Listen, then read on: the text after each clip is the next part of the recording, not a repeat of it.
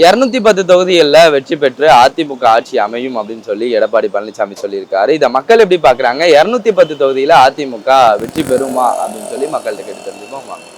அவர் ஒரு கனவு கண்டுன்னு இருப்பாருன்னு நினைக்கிறேன். அமித்ஷாவே சொல்றாருன்னு சொல்லிட்டு ஓபிஎஸ் கிட்ட சொல்லிக்கிறாரு மீண்டும் திமுக வந்துடும் அப்படின்ட்டு.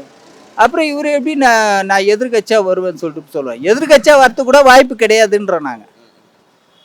காரணம் என்னன்னா 1000 ரூபாவே கொடுக்க முடியாதுன்னு சொன்னவர் தான் எடப்பாடியார். தலைவர் 1000 ரூபாய் கொடுப்பேன்னு சொல்லும்போது அந்த 1000 ரூபாவே கொடுக்க முடியாதுன்னு சொன்னவர் தான் இன்னைக்கு எடப்பாடியார். இந்த எடப்பாடியார் வாயில வடை சுட்டுனுக்கிறாரு. இப்போ 2000 ரூபாய் கொடுப்போம் நாங்கள் வந்தா அப்படின்ட்டு வாயில தான் வடை சொல்லலாமா கண்டி. மீண்டும் வரத்துக்கு வாய்ப்பே, எதிர்கட்சியாக கூட வரத்துக்கு வாய்ப்பே இல்லை. அதோட கனவு கோட்டை தான் பிரதர். ஒரு கனவு கோட்டை மட்டும் தான் கட்டிக்கிட்டு இருக்காங்க. கனவு கோட்டையா நினச்சிக்கிட்டு வேண்டியதான். வாய் ஊரில் பழமொழி சொல்லுவாங்க, என்னது ஆட தெரியாத கரகாட்டுக்கு ஏதோ போகணும்னு சொன்னாலாம், அந்த மாதிரி அவர் வாயில பேசிக்கிட்டே இருக்க வேண்டியதான் கடைசி வரைக்கும். அவங்க என்ன நடக்குதோ பார்ப்போம்ல, பார்க்க தானே போகிறோம். இந்த 100 வாரத்தில் எலெக்ஷன் டேட் அறிவிக்க போகிறாங்க. இன்னும் டேட் அறிவிக்கல, 100 வாரத்தை அறிவிக்க போகிறா சொல்லியிருக்காங்க. மேக்ஸிமம் 1 வீக்கில் சொல்லிடுவாங்கன்னு சொல்லிட்டாங்க. தெரிஞ்சிடல, 2 மாதம் தெரிஞ்சிடும்ல. அப்போ தெரியும் யார் 231 யார் வர்றா, 234 யார் போகிறான்னு தெரியும்ல. அப்போ பார்த்துக்கலாம், அப்போ யார் வரான்னு தெரியும்.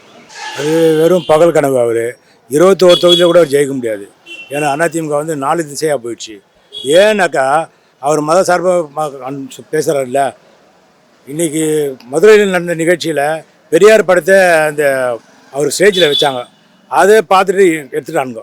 அதையே தட்டி கேட்க முடியாதவர் அவர் பிஜேபியை தட்டி கேட்க முடியுமா? இதெல்லாம் நாட்டு மக்களுக்கு நல்லா தெரியும். இவர் வந்தால் மத சார்பன்மை இருக்காது, ஒரு மதத்துக்கு சொந்தக்கார மாறிடுவார், பாதி மாறிட்டார், சங்கியா மாறிட்டார், அவர் மாறிடுவார் அப்படின்னு நாட்டு மக்களுக்கு நல்லா தெரியும். நாட்டு மக்கள் அவர்களுக்கு வாய்ப்பு கொடுக்க மாட்டாங்க.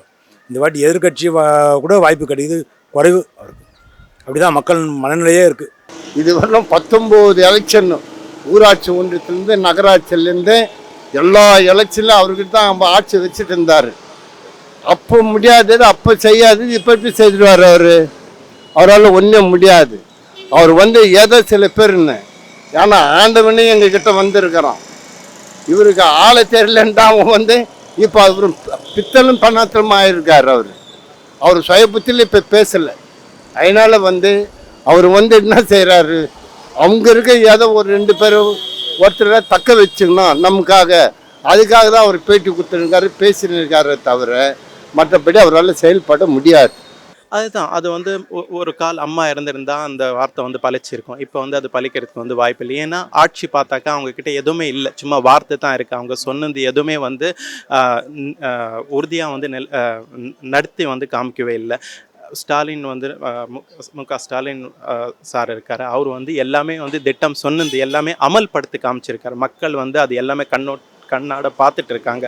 அந்த இடத்துல சும்மா வார்த்தை தான் இருக்குது. அது மட்டும் இல்லாமல் மற்ற கட்சி இப்போ பிஜேபின்னு சொல்லி நீங்கள் எடுத்துக்கிட்டா அவங்க மற்ற இடத்துல எல்லாம் பிழவு போட்டுட்டு இருக்காங்க. மக்கள் பார்க்க ஆரம்பித்தாங்க, இவரும் அவங்கக்கிட்ட கை கொடுக்குறாங்க.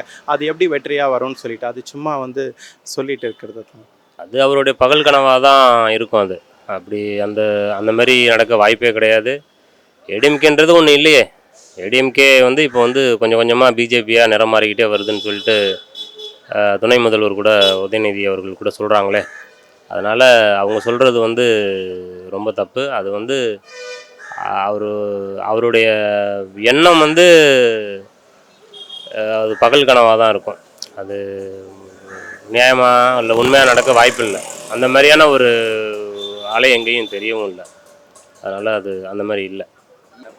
அதுதான் எந்த அடிப்படையில் அவங்க ஜெயிக்க முடியும்? யாருக்கு என்ன செஞ்சிருக்காங்க?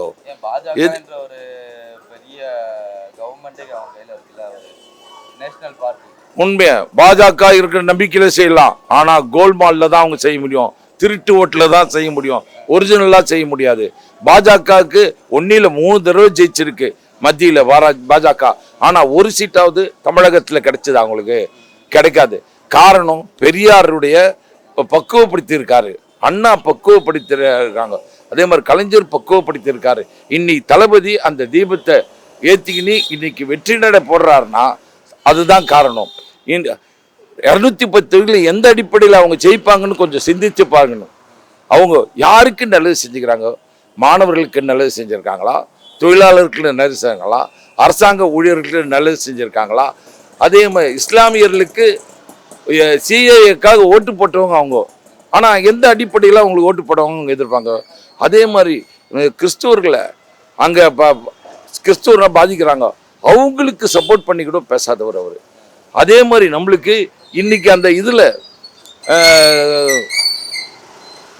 அது பேர் தான் அந்த ஜோதி ஏற்றணுன்னாங்களே, அந்த திருப்பரங்குன்றம் அந்த இடத்துல ஏற்றணுன்னாங்க. ஆனால் அந்த இடத்துல ஒரு கண்டிஷன், ஒரு ஒரு கண்டனமாக தெரிவித்தார் அவர். ஆனால் எந்த அடிப்படையில் அவர் திருப்பியும் நான் வந்து மக்கள்கிட்ட ஓட்டு கேட்பேன்னு தெரியல. ஆனால் இந்த வாட்டி அவர் மதவாதத்துக்கு தான் வாக்களிக்க கேட்குறாரு கண்டி, மதசார்பற்ற கட்சிக்கு கேட்கறதே இல்லை. அதனால இங்கே தமிழகத்தை பொறுத்தவரையிலும் மதவாதியை விட யார் வரக்கூடாதுன்ற முடிவு பண்ணிக்கிறாங்கன்னா மதவாதி வரக்கூடாதுன்ற முடியாது, மதவாதிக்கு ஆதரவாக இருக்கின்ற அதிமுகவும் வரக்கூடாதுன்னு முடிவு பண்ணியிருக்காங்க. அதிமுகவில் கூட்டணி இருக்கா? தமிழ்நாட்டில் தெரியுமா? தமிழ்நாட்டுக்கு தெரியுமா? பாஜக கட்சி தமிழ்நாட்டுக்கு இருக்கா தெரியுமா? நம்மளா கூட்டணி நினச்சிக்கிற வேண்டியதுதான். அதிமுக யாரும் இல்லை பிரதர். ஒரு ரீசன் எத்தனை அமைச்சர் உள்ள விட்டு ஓடி போயிட்டாங்க. முன்னாள் அதிமுக முதலமைச்சரே ஓட்டு போயிட்டாரு.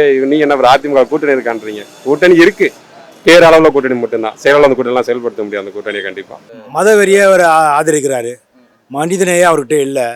அவர் ஆட்சியில் வரணுக்காக மதவெறியை தூண்டுற சக்தியோட அவர் கை கோத்துக்குன்னு இன்னைக்கு மனிதனை மதிக்காமல் மக்களை மதிக்காமல் மதவெறியை திருத்திட்டாரு.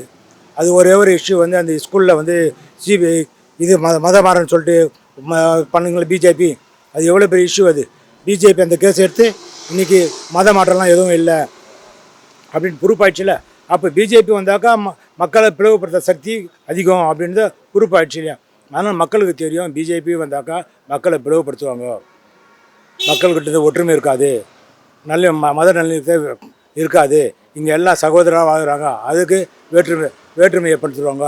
அதெல்லாம் மக்களுக்கு தெரியும். அதனால் அவருக்கு அந்த வாய்ப்பை கொடுக்க மாட்டாங்க இந்த முறை. அவர் வெற்றி பெறதே அவர் தொகுதியிலே ரொம்ப கஷ்டம்னு நினைக்கிறேன் சொல்கிறோம். இப்போ காரணம் என்ன? எல்லாத்துக்கும் காரணம் வந்து பிஜேபி தான். பிஜேபி தமிழகத்துக்கோ தமிழக மக்களுக்கோ எந்த விதமான நலத்திட்டங்களையும் அறிவிக்கலை. இன்னொன்று, தமிழுக்கு செய்கிற அந்த இதை கூட அது வந்து சமஸ்கிருதத்துக்கு செய்கிறத விட ரொம்ப கம்மியாக தான் செய்கிறாங்க. தமிழ்நாடுனாலே வந்து உங்களுக்கு வந்து நலத்திட்டங்கள்னு மோடி அரசு செஞ்ச நலத்திட்டங்கள் என்ன? ஏதாவது பட்டியலிட்டு சொல்லுங்கள் பார்ப்போம். அந்த மாதிரி எந்த விதமான நலத்திட்டங்களும் கிடையாது. தமிழ்நாட்டுக்கு வந்து மாதத்துக்கு 2 தடவை வந்துட்டு போகிறாரு, அவ்வளோதான். அதை தவிர்த்து அவர் செஞ்ச எந்த நலத்திட்டங்களும் கிடையாது. அதை வச்சுக்கிட்டு இவங்க வந்து ஓட்டு வாங்கி ஜெயிக்கலாம் அப்படிங்கிற மாதிரி இவங்க இது பண்ணுறாங்க. அவங்களே ஏடிஎம்கே மேலே தான் குதிரை சவாரி செய்கிறாங்க.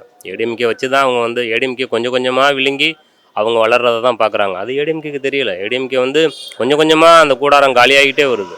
ஏடிஎம்கே வந்து பழைய மாதிரி ஜெயலலிதா இருந்த அந்த பலத்தோடு இப்போ இல்லையே. இப்போ எதுவாக இருந்தாலும் இப்போ பாருங்கள், இப்போது எதிர்கட்சி தலைவர் வந்து அவர் எடப்பாடி பழனிசாமி அந்த கூட்டணியின் தலைவர் அவர் தான் சொல்லிக்கிறாரு. இவர் அங்கே போய் டெல்லியில் போய் மோடியை சந்திக்கிறாரு. கூட்டணி தலைவரை பார்க்குறதுக்கு அவங்களும் வந்து பார்க்கணுங்களா? ஒரு தொகுதி பங்கீடுக்கோ அல்லது ஏதோ ஒரு எலெக்ஷன் டைமு ஒரு தொகுதி பங்கீடாக இருக்கட்டும், இல்லை வந்து தேர்தல் அறிக்கை இது மாதிரி இருக்கட்டும், எதுவாக இருந்தாலும் அவங்க அதை வந்து தானே பார்க்கணும். இவர் தானே அந்த கூட்டணியின் தலைவர். இவர் போகிறாரு டெல்லிக்கு. அப்போது இவருடைய இருப்புன்றது என்னன்றது நமக்கு தெரியுதுல்ல. இவர்கிட்ட ஒன்றுமே இல்லையே. இவர் எதுவாக இருந்தாலும் இவர் முதல்வர் சொல்கிற மாதிரி அவங்க எஜமானர்கள்ட்ட போய் கேட்டு அவங்க என்ன சொல்கிறாங்களோ அதை வந்து இங்கே சொல்கிறாரு. புரியல? நிச்சயமா உண்மை அதுதான்.